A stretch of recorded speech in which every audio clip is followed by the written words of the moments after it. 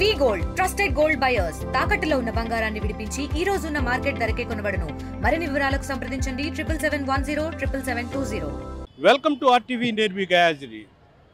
నగరపాలక సంస్థలో పనిచేస్తున్న మున్సిపల్ కార్మికుల వాళ్ళ సమస్యలను పరిష్కరించాలంటూ ఈరోజు కార్మికులు మొత్తం రోడ్డెక్కిన దృశ్యాలు మనం చూస్తున్నాము. గాంధీ బొమ్మ నుంచి పుచ్చల్పల్లి సుందరయ్య విగ్రహం వరకు వందలాది మంది కార్మికులు తమ సమస్యలను పరిష్కరించాలంటూ ఈరోజు సిఐటియు ఆధ్వర్యంలో పెద్ద ఎత్తున తరలి రావడం జరిగింది. అయితే వీళ్లకు కష్టానికి సరిపడు వేతనాలు కూడా ఇవ్వడం లేదంటూ కూడా డిమాండు. అదేవిధంగా కనీసం ప్రభుత్వం ఇస్తున్న వేతనాలు, కనీసం పిల్లల ఫీజులు కూడా చెల్లించుకోలేని పరిస్థితిలో ఉన్నామంటూ కూడా వాళ్ళంతా కోరుతున్నారు. ప్రస్తుతం సిఐటి నాయకులు ప్రస్తుతం మనతో ఉన్నారు. వాళ్ళతో కూడా మాట్లాడే ప్రయత్నం చేయండి. ప్రధాన డిమాండ్స్ ఏమి?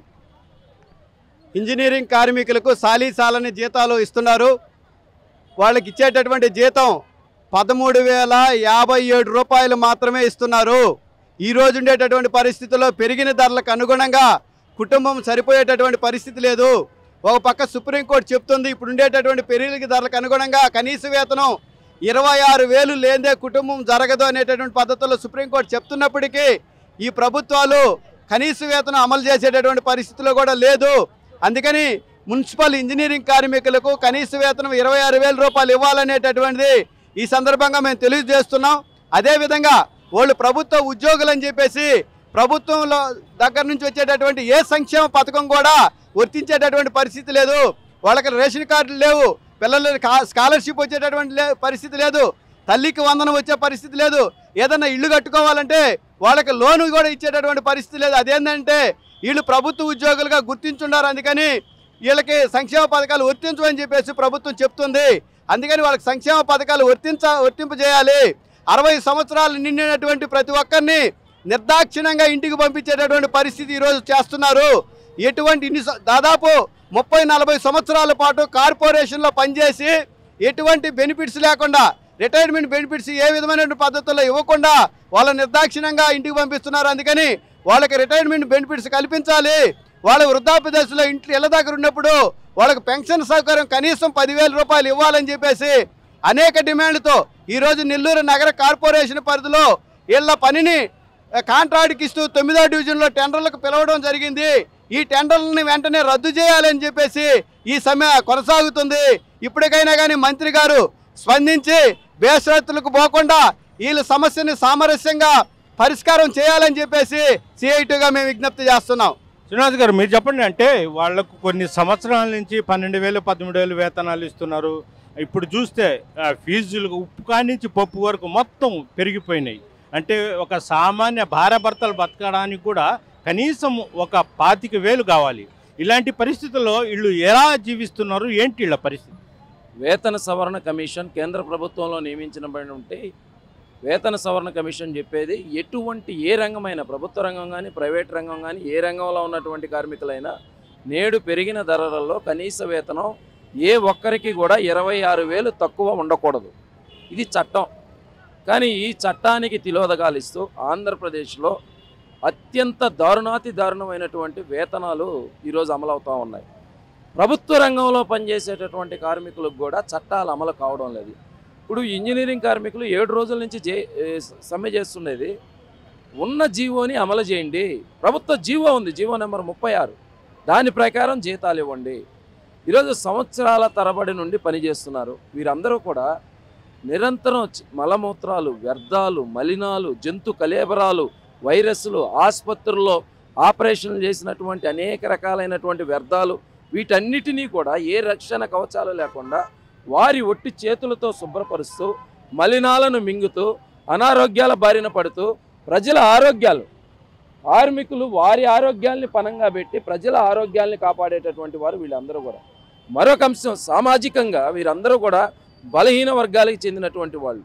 పూర్తిగా దళితులు, గిరిజనులు, బలహీన వర్గాలకు చెందినటువంటి అత్యంత నిరుపేదలుగా ఉండేటటువంటి కార్మికులు వీళ్ళు పనిచేస్తూ ఉన్నారు. సంవత్సరాల తరబడి నమ్ముకొని పని చేస్తుంటే గత ప్రభుత్వ హయాంలో అసలు దేశంలో మొట్టమొదటిసారిగా అవుట్సోర్సింగ్ విధానం అనే దాన్ని తీసుకొచ్చిందే ఈ చంద్రబాబు నాయుడు.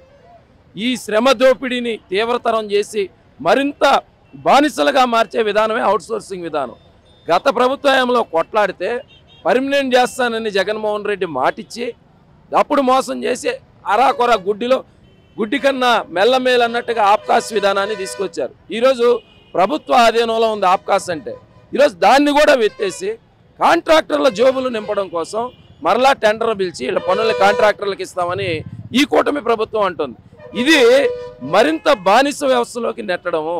జీతాలు చూస్తే చాలీచాలన జీతాలు, ఉన్న పనులు కాస్త తీసేసి కాంట్రాక్టర్ల దగ్గరికి ఇస్తున్నారు.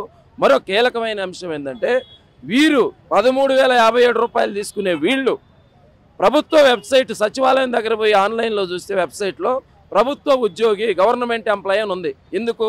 రేషన్ కార్డు తీసేయడానికి, పెన్షన్ తీసేయడానికి, వీళ్ళ బిడ్డలకు ఇచ్చే ఫీజు రియంబర్స్మెంట్లు, స్కాలర్షిప్లు తీసేయడానికి. అక్కడికి వచ్చేసరికి ప్రభుత్వ ఉద్యోగి, ఇక్కడికి వేతనాలు, పిఆర్సీలు, డిఏలు ఇవి అమలు చేయండి అంటే మాత్రం వీళ్ళు అవుట్సోర్సింగ్ ఎంప్లాయీ. ఈ ద్వంద్వ వైఖరితో దోపిడీని మరింత తీవ్రతరం చేసే పద్ధతుల్లో కూటమి ప్రభుత్వం అత్యంత దారుణంగా వ్యవహరిస్తూ ఉంది. సార్ మీరు చెప్పండి, అంటే మన రాష్ట్రంలో కానీ దేశంలో మొత్తం ఎమ్మెల్యేలకు కానీ ఎమ్మెల్సీలు కానీ అంటే ప్రధాని మంత్రి వరకు వాళ్ళకు మాత్రం జీతాలు లక్షల్లో ఉంటుంది. కష్టపడి పనిచేసే వాళ్ళకు మాత్రము అప్పుడు అంటే కేవలము పెట్రోల్ ధర పెరిగినా ఇక్కడ ఎమ్మెల్యేలకు జీతాలు పెరుగుతాయి, ఎంపీలకు జీతాలు పెరుగుతాయి. వీళ్ళ పరిస్థితి ఏమిటి అంటే దీన్ని బట్టి చూస్తుంటే ప్రభుత్వాలు కార్మికుల పట్ల వివక్ష చూపిస్తున్నారని భావించుకోవచ్చా? ఖచ్చితంగా. ఈరోజు ఇంజనీరింగ్ కార్మికులు 6 రోజుల నుంచి సమ్మెలో చేస్తూ ఉన్నారు. ప్రధానంగా వాళ్ళ జీతాలు పెంచాలనే డిమాండ్తో ఈరోజు సమ్మెలోకి వచ్చారు ఇంజనీరింగ్ కార్మికులందరూ కూడా. అయితే వాళ్ళ జీతాలు పెంచకపోగా ఈరోజు 13,500 రూపాయలు ఏ విధంగా సరిపోద్దని చెప్పేసి వాళ్ళు ఆందోళనలోకి వచ్చారు. గతంలో ఎన్నికల్లో హామీల్లో భాగంగా నారాయణ గారు సమావేశాలు పెట్టి మున్సిపల్ కార్మికులు అందరూ కూడా నేను అధికారంలో రాగానే మొదటి అంజెండా నేను ఇంజనీరింగ్ కార్మికులు జీతాలు పెంచాలని చెప్పి ఆ రోజు వాగ్దానం చేశారు. ఈరోజు ఆ వాగ్దానాన్ని తొంగలో తొక్కిన పరిస్థితి మనం చూస్తూ ఉన్నాం. ఈరోజు ఒక ఎమ్మెల్యే ఒకసారి గెలిస్తే ఆయనకి 4-5 సంవత్సరాలు ఆయన అలా ఓడిపోయినా కూడా 1 లక్ష రూపాయలు జీతం తీసుకుంటా ఉన్నాడు. రిటైర్డ్ అయిపోయిన తర్వాత కూడా ఆయన పెన్షన్ వస్తూ ఉంది. ఈరోజు మున్సిపల్ కార్మికులు 40 ఏళ్ళు సేవలు అందించి నగరపాలక సంస్థలో బలిలాలన్నీ ఎత్తేసి ప్రజలకు సేవలు చేసి అలాంటి వాళ్ళకి రిటైర్డ్ అయిపోయిన తర్వాత ఉత్తర చేతులతో 1 రూపాయి కూడా ఇవ్వకుండా ఇంటికి పోయే పరిస్థితి ఈరోజు ఈ నగరపాలక సంస్థలో ఉంది. అటువంటి విధానాన్ని వాడనాలా కాంట్రాక్ట్ కార్మికులందరూ పర్మిట్ చేయాలని చెప్పి మేము ఆందోళన తప్పక చేస్తూ ఉంటే ఈరోజు 9వ డివిజన్లో ఈ కాంట్రాక్టీకరణ ఇచ్చేసి వాళ్ళ నోర్లు కొట్టే విధంగా ఉంది. ఈరోజు కొండనాలికి ముందేస్తే ఉన్ననాలికి ఊడిపోయే విధంగా ఈరోజు మున్సిపల్ కార్మికుల పరిస్థితి తయారైంది.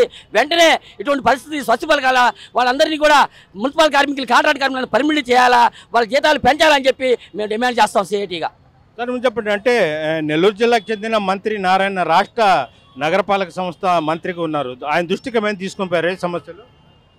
మన గౌరవనీయులు మంత్రి గారికి అనేక సభలు ఈ యొక్క మున్సిపల్ కార్మికుల యొక్క విషయాల మీద ఆయన దృష్టికి తీసుకెళ్ళటం జరిగింది. ఏది ఏమైనా ప్రభుత్వ పాలసీ అనే ఉద్దేశంతో అన్నీ కూడా ప్రైవేట్ పరం చేస్తూ ఈ యొక్క మున్సిపల్ కార్మికుల యొక్క జీతభత్యాలు అదేవిధంగా అవకాశం కూడా ఈరోజు ప్రైవేట్ పరం చేసేదానికి ఆయన సిద్ధపడతా ఉన్నారు. దాంట్లో భాగంగానే నెల్లూరు నగర పరిధిలో ఉన్నటువంటి 9వ వార్డుని ఈరోజు టెండర్లు పిలిచి వాళ్ళకి ఇవ్వటం జరిగింది. ఒక ట్రయల్ వేసాడు. ఇది రాష్ట్ర వ్యాప్తంగా వస్తే మున్సిపల్ కార్మికులకు అందరికి కూడా తీవ్రమైనటువంటి నష్టం జరుగుద్ది. అందువల్ల సిఐటిగా మేము పూర్తి స్థాయిలో వ్యతిరేకిస్తూ ఉన్నాం. మున్సిపల్ కార్మికుల యొక్క సమస్యలు ఏంటో, వాళ్ళ యొక్క ఇబ్బందులు ఏందో అవన్నీ కూడా వాళ్ళని అడిగి వాళ్ళ యొక్క సమస్యలని పరిష్కారం చేస్తే మళ్ళీ భవిష్యత్తు ఉంటుందని చెప్పి ఈ సందర్భంగా హెచ్చరిస్తూ ఉన్నాం. ఇది పరిస్థితి. అంటే ప్రధానంగా మున్సిపల్ కార్మికుల సమస్యలు వెంటనే పరిష్కరించాలి. వాళ్లకు గతంలో కూడా కూటమి ప్రభుత్వం అధికారంలో రాకముందు వాళ్లకు హామీలు ఇవ్వడం జరిగింది. అయితే కూటమి ప్రభుత్వం వచ్చి ఏడాది అయినప్పటికీ ఇంతవరకు పట్టించుకోలేదు. అయితే వెంటనే కార్మికుల సమస్యలను పరిష్కరించాలంటూ వాళ్ళు డిమాండ్ చేస్తున్నారు. వీడియో చూసిన ప్రదీప్తో RTV నెల్లూరు నుంచి. తెలుగులో ఫాస్టెస్ట్ న్యూస్ ఇప్పుడు కొత్త అవతారంలో 5 సెకండ్లోనే పూర్తి వార్తా సమాచారం మీ చేతిలో. సోషల్ మీడియా ట్రెండ్స్ మీ కళ్ళ ముందుకే live TV and voice search options తో ఇప్పుడే డౌన్లోడ్ చేయండి. యాప్ లింక్ డిస్క్రిప్షన్ లో ఉంది.